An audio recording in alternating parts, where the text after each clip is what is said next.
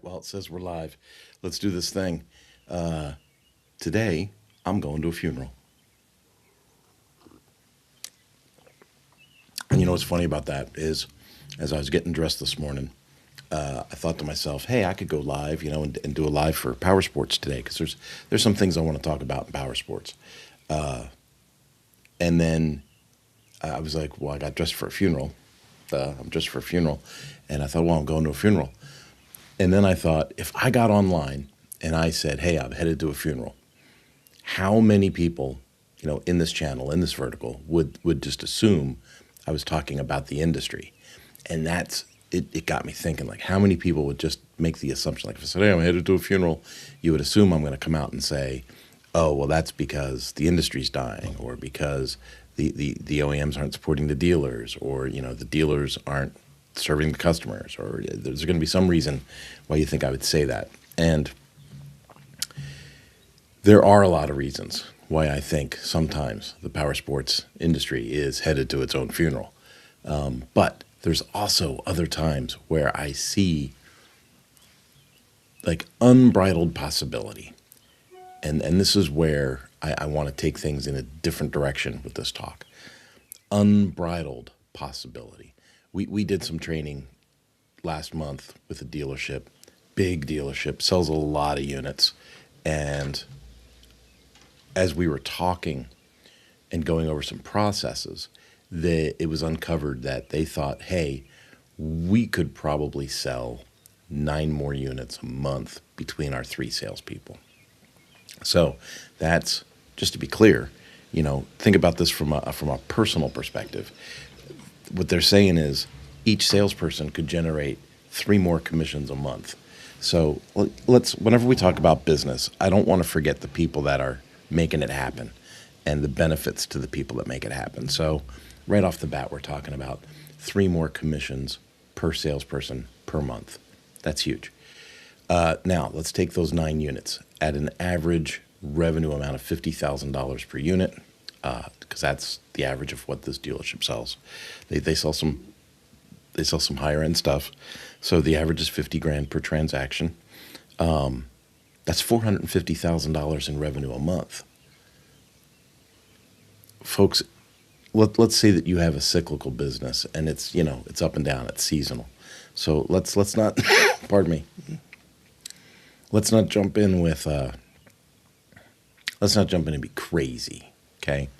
But let's just say that it really was $450,000 a month, that it was $6 million a year that somebody was talking about creating. That's creation. That's not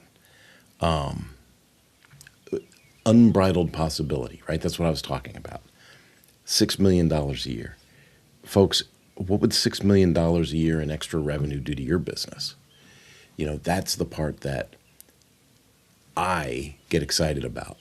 I was talking to another dealer. We were doing some consulting with them. I'm going to go back probably 6 weeks on this one.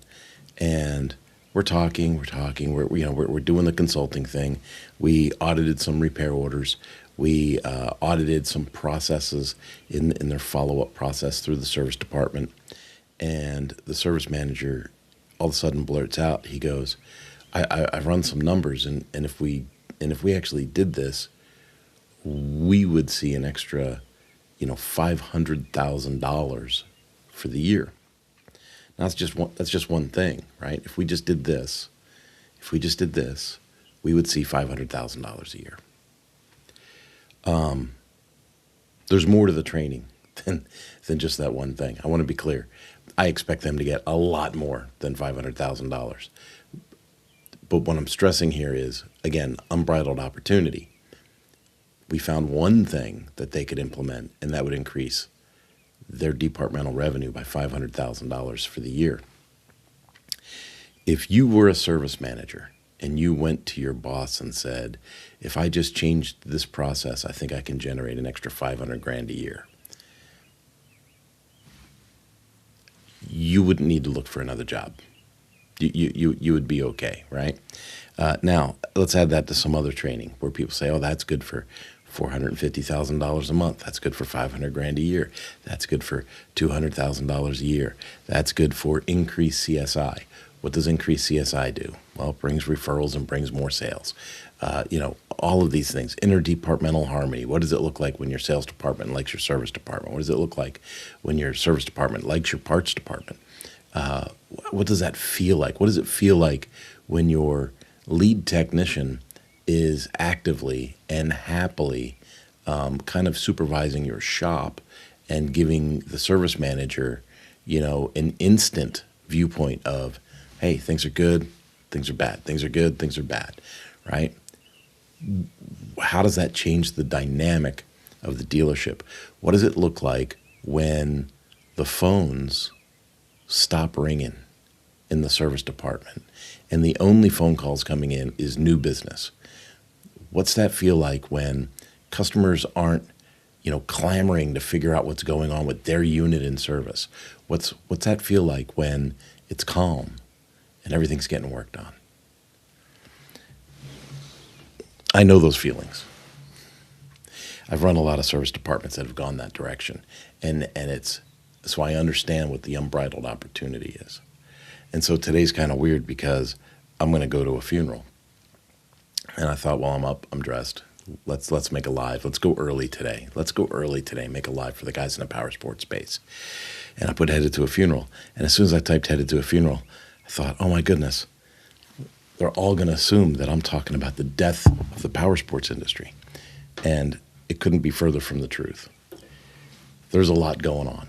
There's a lot of obstacles, but there's always a lot going on, and there's always a lot of obstacles. Our job is to find the opportunities within the obstacles. And something occurred to me as I was strolling through social media last night. I was seeing stuff from Max, who I think is a wonderful person. I've seen some posts from Garage Composites lately. I've seen some posts from Chris Collins. If you're unaware of who Chris Collins is, he's from the automotive side of the world.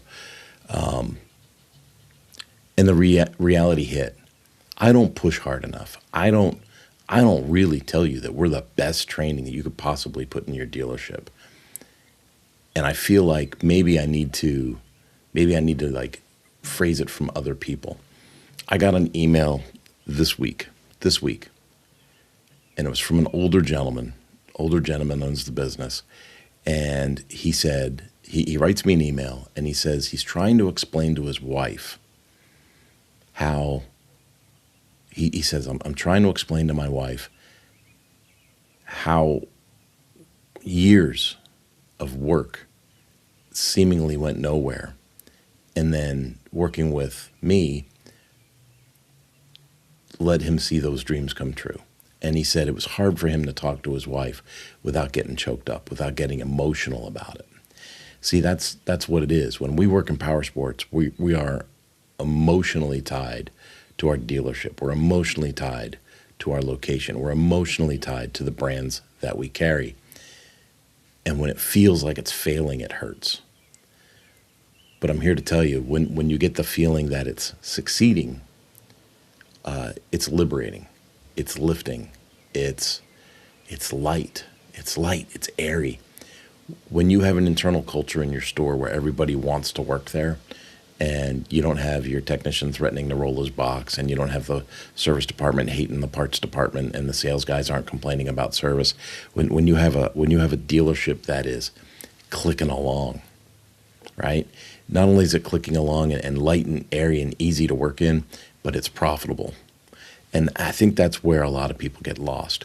People assume that it has to be work, it has to be drudgery in order to be profitable.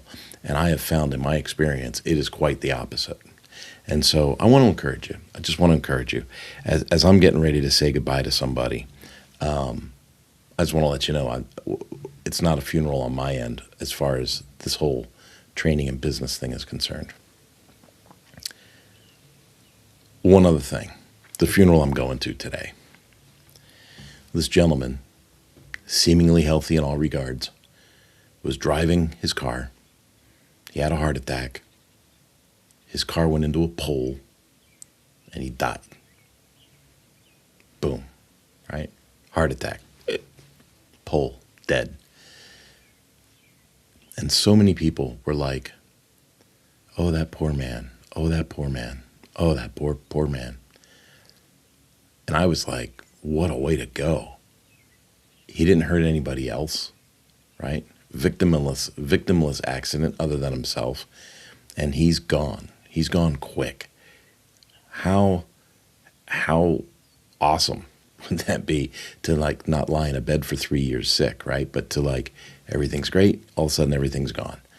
Like in a heartbeat, gone, done. And people that follow me, people that see these, I'm a person of faith. And so in my mind, I'm like, as soon as I hit that pole, as soon as I'm dead, my last breath here is my first breath up there. And all I got to do is look for Jesus, because he's got my tickets.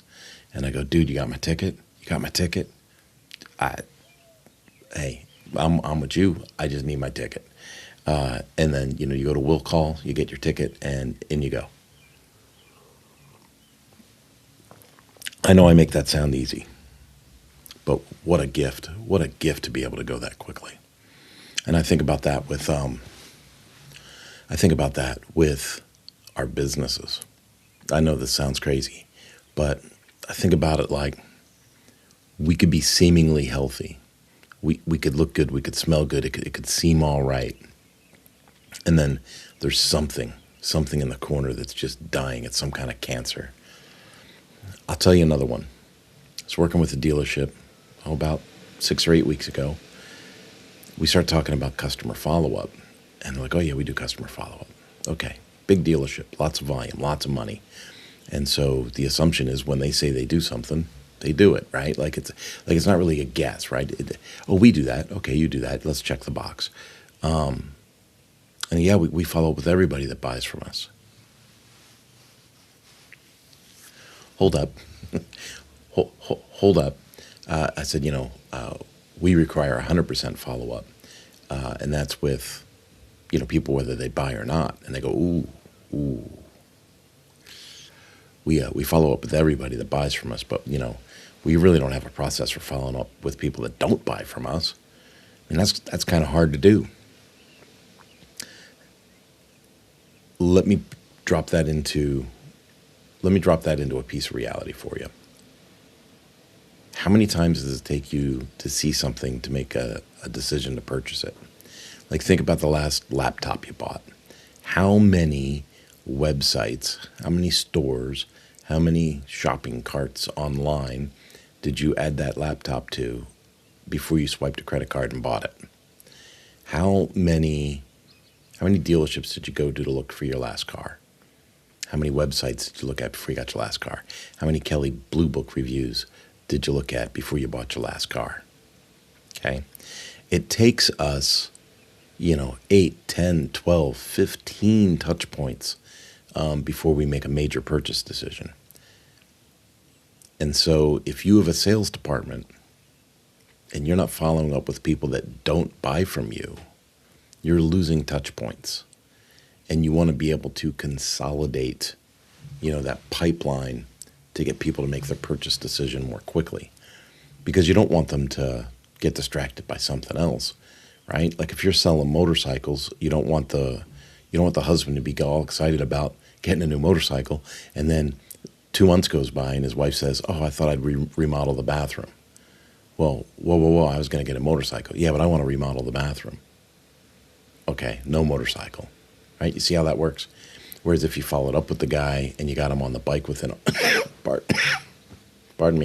got him on the bike within a month, he'd be riding a motorcycle. And that's like what I'm talking about, 100% follow-up.